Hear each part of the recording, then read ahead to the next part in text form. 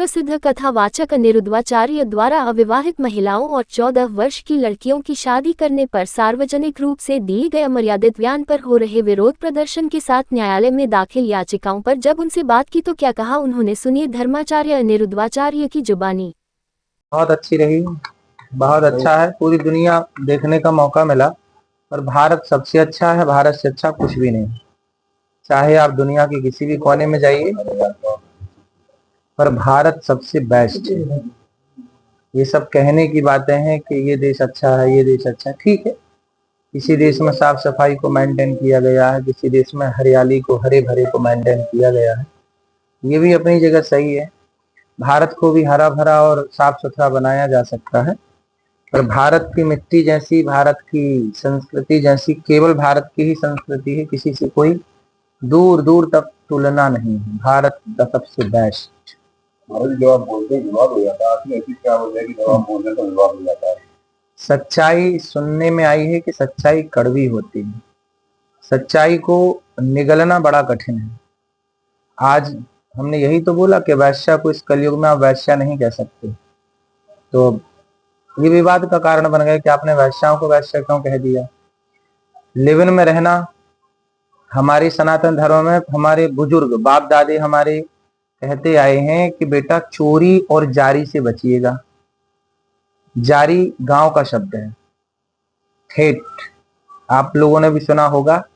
हमारे बाप दादे बोलते हैं कि बेटा चोरी और जारी, जारी मतलब पर स्त्री पर पुरुष, पराई स्त्री और पराई पुरुष से मन हटाइएगा, अपनी पत्नी और अपने पति में मन लगाइएगा।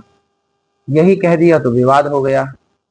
कुछ स्त्रियां कुछ लिव-इन में रहकर इसके संग रहकर, उसके संग रहकर, उसके संग रहकर, फिर तीसरे के संग, लड़की हो या लड़का दोनों, 4 जगह मुंह मारना। गांव की ठेठ भाषा में है मुंह मारना। जैसे पराई स्त्री या पराई पुरुष में मन लगाने को ना चरित्रहीनता को गांव में बोलते हैं मुंह मारना।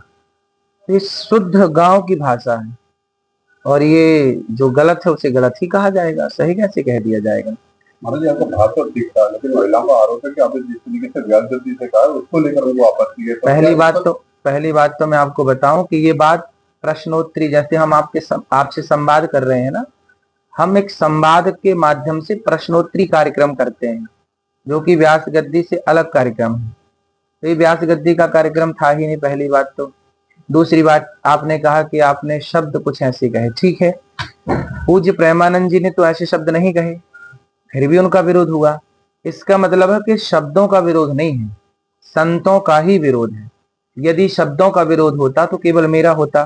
फिर पूज्य प्रेमानंद जी ने तो शब्द ऐसे नहीं बोले, कठोर शब्द, फिर क्यों विरोध हुआ? क्योंकि आज के इस कलिकाल में संतों को टारगेट बनाया जा रहा है, संतों को किसी भी तरह से बदनाम किया जाए। जितना विरोध अनिरुद्धाचार्य का हुआ या छिंगुर बाबा का हुआ, जो खुलेआम लड़कियों की सप्लाई करता था, 10-10 लाख को बेचता था, जो गलत कर रहा है उसके पुतले जलाए गए हों तो बताओ। छिंगुर बाबा के, छिंगुर बाबा ने तो खुलेआम लड़कियों की सप्लाई की, 10-10, 20-20 लाख में बेचा और मुसलमान होके हिंदू बन के घूमता रहा। किसी महिला को कोई आपत्ति नहीं जब उसने महिलाओं को बेच दिया।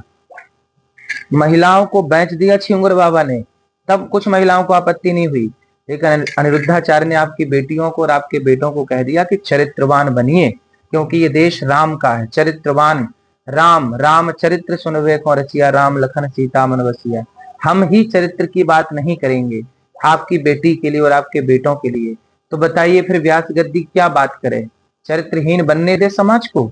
लिव-इन में रहना क्या आप लोग ठीक समझते हैं? जब आप सब ठीक समझते हैं तो फिर मेरे अकेले बोलने से क्या होगा? छिंगुर बाबा का विरोध कितनी महिलाओं ने किया। अनिरुद्धाचार्य का पुतला जलाएंगे, विरोध करेंगे, क्योंकि इससे कुछ मिल रहा होगा उनको। अब ये सवाल है कि छिंगुर बाबा का पुतला क्यों नहीं जलाए? किसकी साजिश लगती है?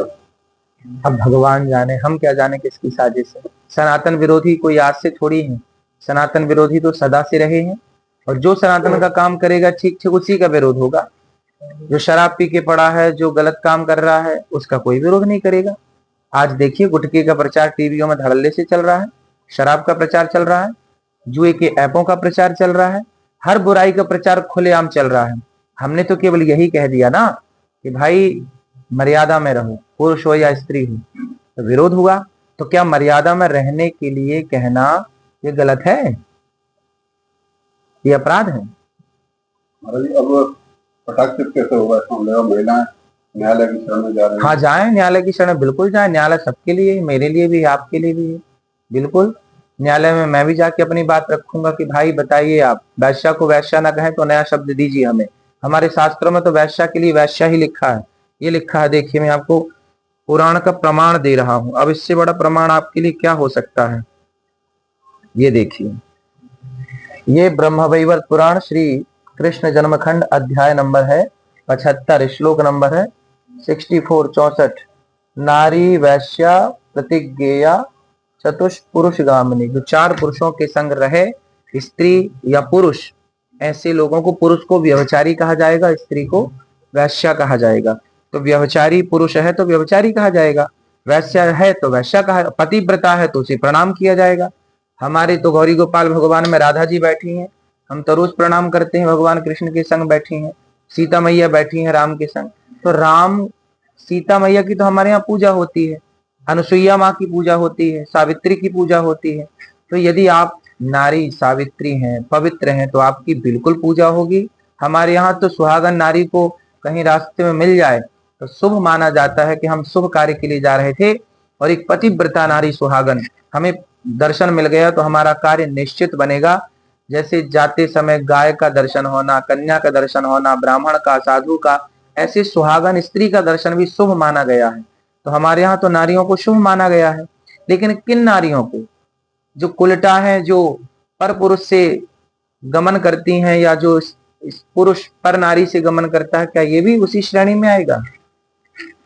महाराज जी जो महिलाएं विरोध कर रही हैं, उनका गुस्सा कैसे शांत करेंगे? अब भाई उनका गुस्सा तो उनके भगवान शांत करें, हम क्या शांत करें? हम थोड़ी गुस्सा दिला रहे हैं किसी को। वो कह रहे हैं कि हमारी गिनती 4 में कर दी। नहीं, आप 4 में क्यों रहे? आप जो 96 लोग हैं उनमें रहिए। हमारे जिनका कहना है कि महाराज जी ने कत्ल का हुआ वैसा वैसा और कानून में नहीं कह सकते, ऐसे कह रहे हैं। कानून की किताब धर्म से बड़ी नहीं है, समझ रहे हैं? धर्म धर्म रहेगा, कानून कानून रहेगा। कानून संसार के लिए है, धर्म पूरी सृष्टि के लिए है। इसलिए वेद पुराणों पर कानून लागू नहीं होगा। कानून की किताब कानून की जगह है, और वेद पुराण की जगह। वेद पुराण के ऊपर कानून थोड़ी चलेगा कि अब वेद पुराण कानून के हिसाब से चलेंगे। वाह, समझाओ दुनिया को कि भाई कानून को कानून रहने दो, पुराणों को, वेदों को। वेद कहता है मातृ देवो भव, माँ भगवान होती है। कानून थोड़ी कहता कि माँ भगवान होती है।